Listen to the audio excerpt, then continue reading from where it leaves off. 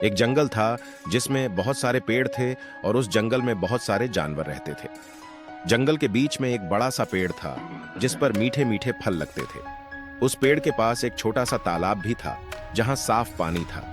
उसी जंगल में एक लालची बंदर रहता था। उसका नाम चंपू था। चंपू को फल बहुत पसंद थे और वह हमेशा सबसे ज्यादा फल खाना चाहता था।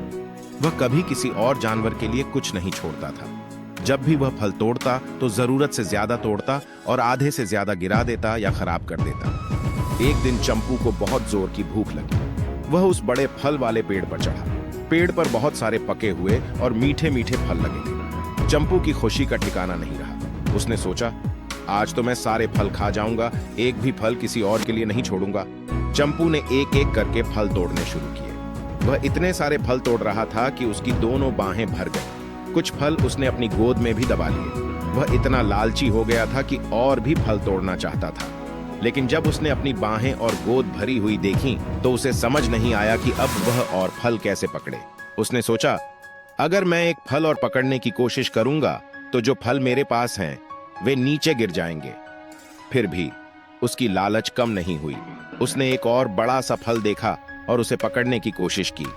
जैसे ही उसने एक और फल पकड़ा, उसकी पकड़ कमजोर हो गई और उसकी बाहों और गोद में भरे सारे फल धड़ाम से नीचे गिर गए। चंपू यह देखकर बहुत ही दुखी हुआ। उसके सारे फल तालाब के किनारे और घास में बिखर गए थे। अब उसके पास एक भी फल नहीं बचा था और वह भूखा ही रह गया। थोड़ी देर बाद उसी पेड़ के पास से एक समझदार बूढ़ा बंदर गुजरा। उसका नाम दादू था। दादू ने चंपू को उदास बैठे देखा और उससे पूछा, चंपू बेटा, क्या बात है, तुम इतने उदास क्यों हो? चंपू ने सारी बात बताई कि कैसे उसकी लालच की वजह से उसके सारे फल गिर गए और वह भूखा ही रह गया।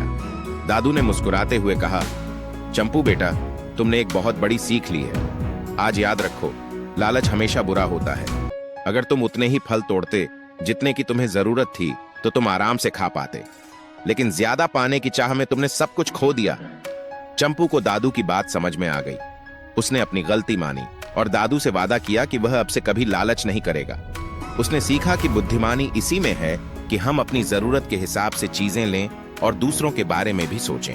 उस दिन के बाद से चंपू एक समझदार बंदर बन गया।